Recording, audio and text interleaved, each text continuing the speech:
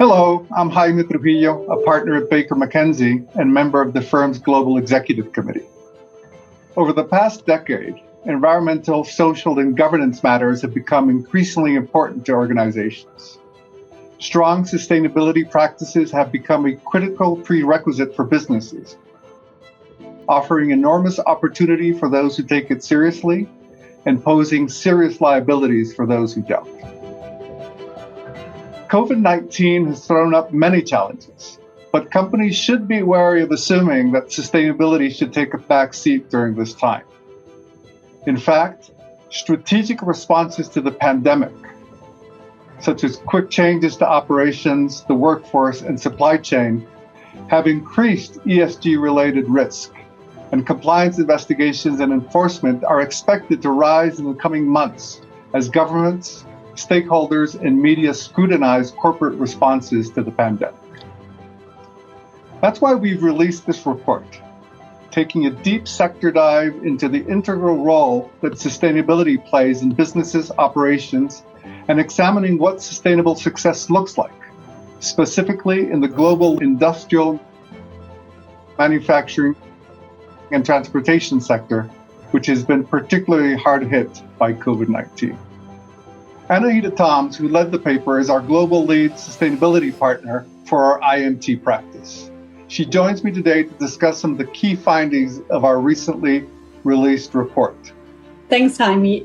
It's always very important to understand the broader ESG landscape before we take a sector dive. We've done both. As you mentioned, the global industrial, manufacturing, and transportation sector has been hit hard by COVID-19. The sector is dealing with production shutdowns, supply chain disruption, and depressed demand. It's a challenging environment to operate in, but one way for companies to thrive as we look towards the recovery phase is to embrace our commitment to sustainability.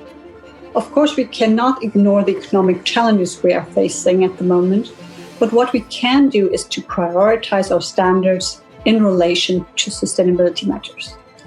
In fact, in our recent report, we found that embracing an effective ESG strategy can actually be a competitive advantage, allowing companies to reimagine their supply chains, their production, and future revenue streams as they face the road to recovery.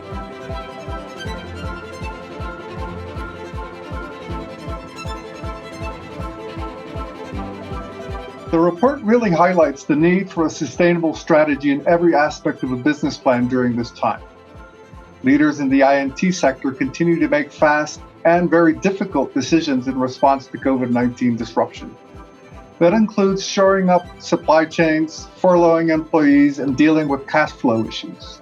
For those looking to access finance and move towards recovery, sustainability will provide a valuable edge in the fight for capital, as investors and financial institutions move beyond strategies where funding was directed with minimal regard to sustainability goals and impacts. Funding in some areas is and will be more and more contingent on meeting certain sustainability standards, and other investors have been following this lead, requiring documented, planned policies and processes in relation to sustainability.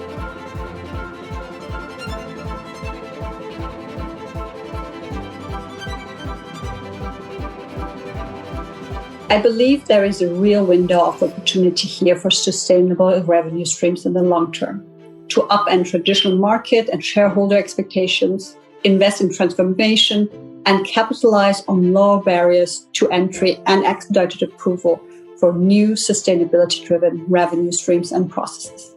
This is especially apparent in supply chains, where COVID-19 has revealed significant scope to digitalize for speed, environmental impact, and ESG accountability.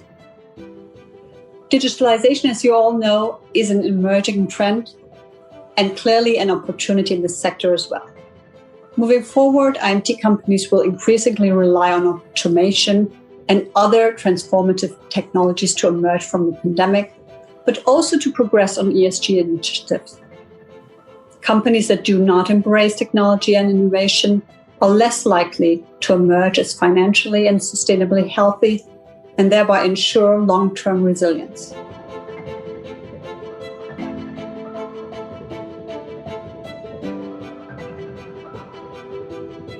Of course, implementing new technologies in a sustainable fashion also means taking the preservation of jobs and the reduction of greenhouse gas emissions into account.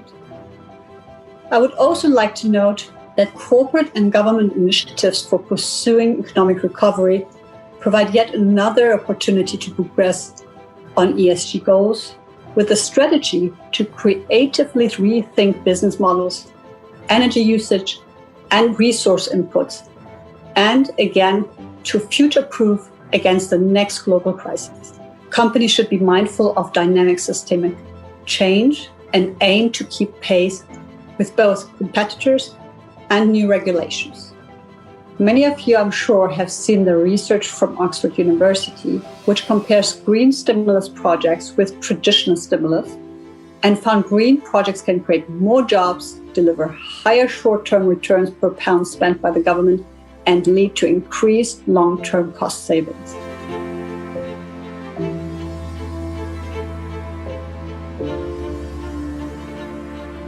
Let us talk about what it takes to achieve this. Investing in this type of transformation requires management to take a close look at the skill set required to deliver on their sustainable agenda. I've seen CEOs embrace this new sense of purpose and establish entire teams to steward corporate social responsibility. Investing in transformation means investing in people, either training those within the organization or looking outside to bring in those new skills, whether it's within product development, talent management, or more broadly within business strategy.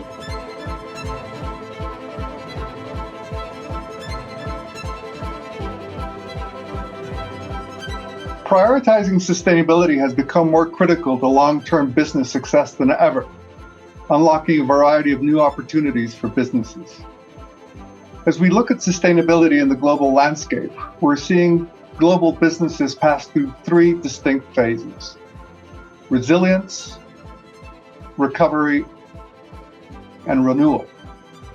Though the phases themselves are non-linear and may recur or overlap, particularly for those with global operations. Looking through this lens, there are many questions that can help guide IMT leaders to formulate a strategy to track risks and opportunities across business functions, industries, and geographies as it relates to sustainability. As we move into the recovery phase, businesses should be asking themselves, what opportunities are we missing to leverage ESG performance for business recovery and competitive advantages? What government stimulus is available to us? And are there additional sources of capital that we can draw on using our sustainability report? And moving into renewal, we should be asking, where will demand for our products and services be in the future? How can more sustainable approaches, tools, or products enable us to access new revenue streams? What technology can we apply to the current business model to drive more sustainable, efficient, or transparent outcomes? To summarize, it's important to remember that sustainability should be a guiding light as we look towards recovery. It's an important piece of the puzzle for those industrials looking up to reshape their existing operations for post-pandemic success. I firmly believe, and there is substantial research behind this, that businesses that embrace sustainability as an integral part of their recovery strategy will be better positioned in the long term. There's, of course, no easy path. It takes courage, time, and investment in new product lines as well as people.